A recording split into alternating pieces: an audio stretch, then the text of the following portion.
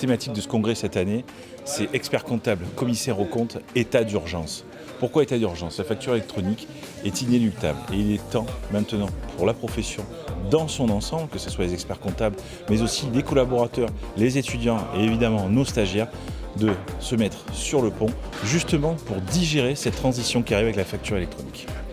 Pendant le congrès, on va alterner des ateliers techniques sur la facture électronique, mais aussi des nouvelles missions que nous pourrons développer dans l'avenir, après avoir justement digéré cette facture électronique, et des plénières. Et ces plénières, en fait, nous partons de la facture électronique, qui est la base, qui est l'élément, le point de pivot, et nous allons dérouler en fait un fil pendant les 2 jours jusqu'au management de transition pour que justement nous accompagnions tout le monde et que personne ne reste sur le bord de la route. Il y a aussi donc des ateliers de formation à destination des experts comptables et aussi cette année, une grande première, un parcours dédié à nos collaborateurs. Évidemment, un congrès, c'est toujours un moment de rassemblement où on rassemble beaucoup de monde, de partage.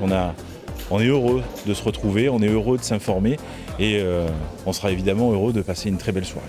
C'est très excitant, il y a une montée d'adrénaline.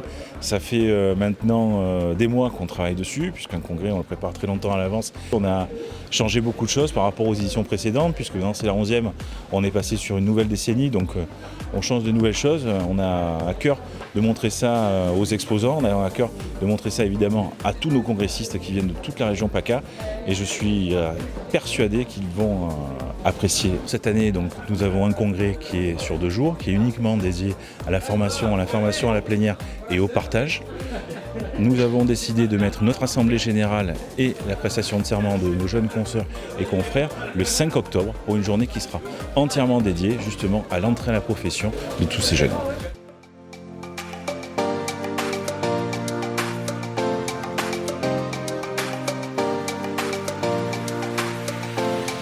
Nous avons donc fait un rappel des dernières actualités TVA. Nous avons parlé des DEB, de la réforme des DEB, des EMEBI, des ventes à distance.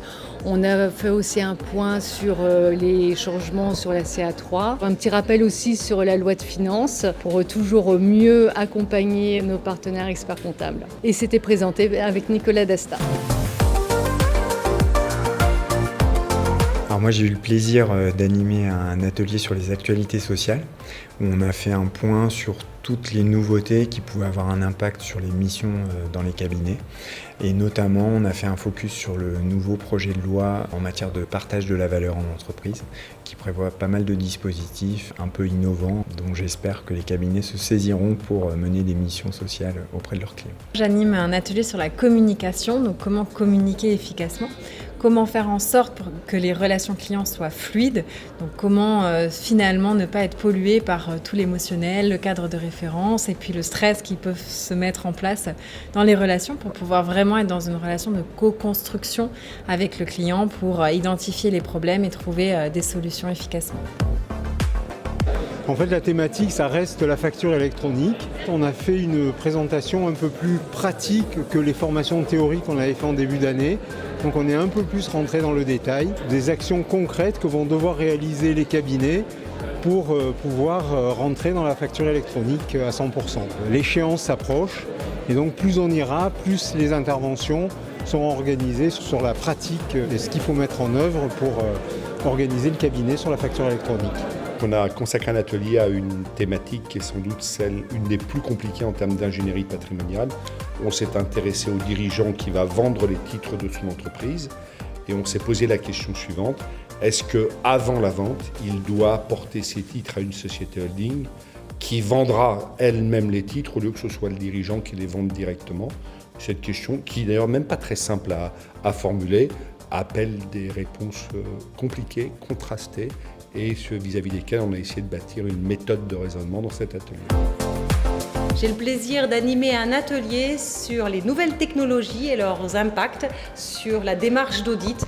Donc après une présentation d'un certain nombre de ces dernières évolutions, on travaille avec les participants sur le circuit de l'information financière et quelles sont les bonnes questions à se poser. Et bien entendu, on termine l'atelier avec la facture électronique et les enjeux portés par ce projet informatique. Le CRO-PACA me donne l'opportunité de présenter la facturation électronique aux collaborateurs parce que la facturation électronique maintenant c'est dans moins d'1 an. Et beaucoup n'ont pas encore saisi les enjeux et les opportunités que procure la facturation électronique, et puis tout le périmètre que ça comporte, que ce soit les assujettis, le e-reporting, le invoicing, les plateformes, etc. Donc j'essaye en 1 heure de faire un panorama de la facturation électronique, le pourquoi, le comment et pourquoi il faut s'y mettre. L'atelier que nous animons concerne la responsabilité sociétale des entreprises, en particulier le sujet de la société à mission en tant qu'opportunité pour nos clients et nos propres structures. L'intérêt d'animer cet atelier à 2 voix, c'est que l'enjeu est très important aujourd'hui avec toutes les problématiques environnementales qui surgissent. On a pensé qu'il était bien de montrer qu'il fallait coordonner nos efforts entre le monde de l'expertise comptable et le monde plus scientifique de l'environnement afin de permettre aux clients des experts comptables d'être plus performants.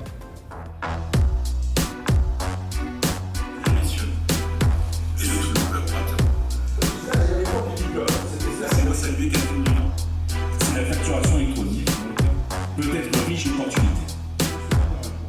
Je suis heureux d'être aujourd'hui aux côtés de mon ami Nicolas Ferrand.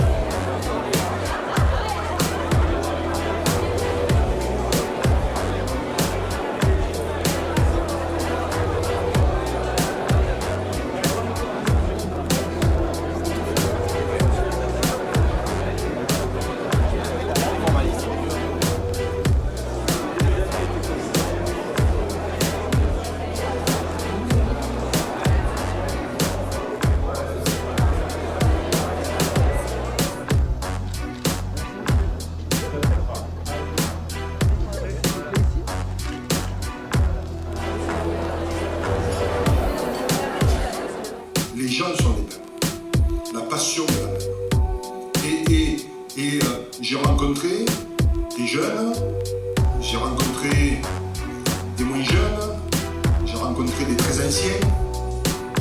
Et la passion est la même. Déjà, vous connaissez le proverbe, il ne faut pas qu'on travaille les fous. C'est-à-dire, vous avez raison, on va faire comme ça, puis derrière, on fera évoluer des choses.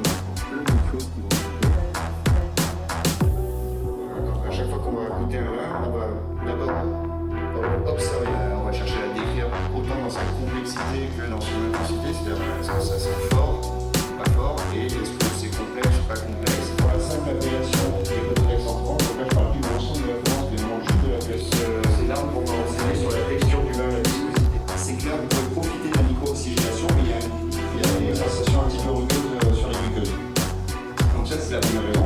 Un bilan excellent, j'allais même dire un compte de résultats excellent. On a, je crois, jamais eu autant de participants, autant de jeunes, puisque hier, pour la plénière, nous étions 1000, l'amphi était plein, 1000 experts comptables, commissaires aux comptes et collaborateurs présents. Le thème de cette année, c'était la facture numérique, puisque dès 2024, elle sera applicable.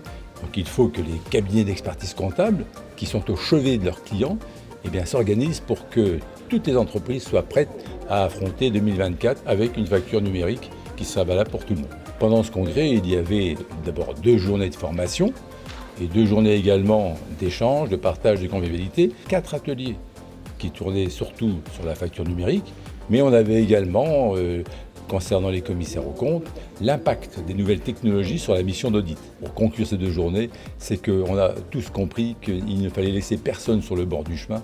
On est là pour embarquer toutes nos équipes, tous les collaborateurs, parce que certains craignent, notamment dans les cabinets d'expertise comptable, du fait de passer à la facture numérique, de ne plus avoir de travail de tenue. Donc c'est surtout ce qu'il ne faut pas penser, parce que s'ils ne font plus de tenue, ils sauront travailler à d'autres sujets tels que l'analyse et le conseil pour les entreprises.